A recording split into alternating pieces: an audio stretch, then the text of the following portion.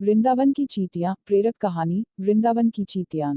एक सच्ची घटना सुनिए एक संत की। वे एक बार वृंदावन गए, वहां कुछ दिन घूमे फिरे, दर्शन किए। जब वापस लौटने का मन किया तो सोचा भगवान को भोग लगाकर कुछ प्रसाद लेता चलूं।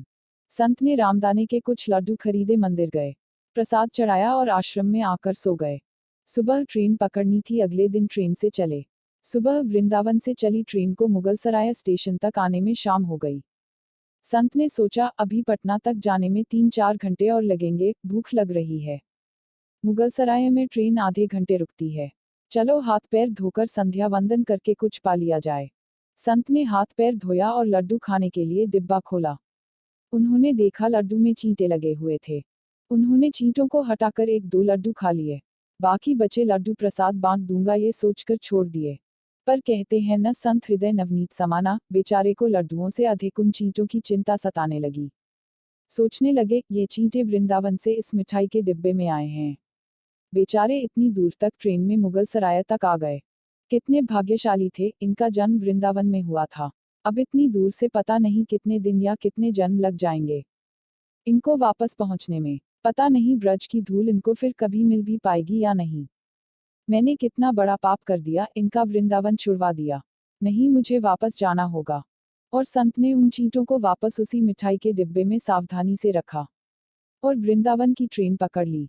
उसी मिठाई की दुकान के पास गए, डिब्बा धरती पर रखा और हाथ जोड़ लिए। मेरे भाग्य में नहीं कि तेरे ब्रज में रह सकूं, तो मुझे कोई अधिकार भी नहीं कि जिसके भाग्य में ब्रज की धूल लिखी है उसे दूर कर सकूं। दुकानदार ने देखा तो आया, महाराज चींटे लग गए तो कोई बात नहीं, आप दूसरी मिठाई तौलवा लो। संत ने कहा भैया, मिठाई में कोई कमी नहीं थी, इन हाथों से पाप होते होते रह गया, उसी का प्रायश्चित कर रहा हूँ। दुकानदार ने जब सारी बात जानी तो उस संत के पैरों के पास बैठ गया, भावुक हो गया। इधर दुकानदार रो रहा था, उधर संत की आंखें गीली हो रही थी। बात भाव की है, बात उस निर्मल मन की है, बात ब्रज की है, बात मेरे वृंदावन की है, बात मेरे नटवर नागर और उनकी राधा रानी की है, बात मेरे कृष्ण की राजधानी की है। बूझो तो बहुत कुछ है, नहीं तो बस पागलपन है, बस एक कहानी। घर से जब भी बाहर जाए तो घर में विराजमान अपने प्रभु से जरूर मिलकर जाएं। और जब लौट कर आए तो उनसे जरूर मिले, क्योंकि उनको भी आपके घर लौटने का इंतजार रहता है।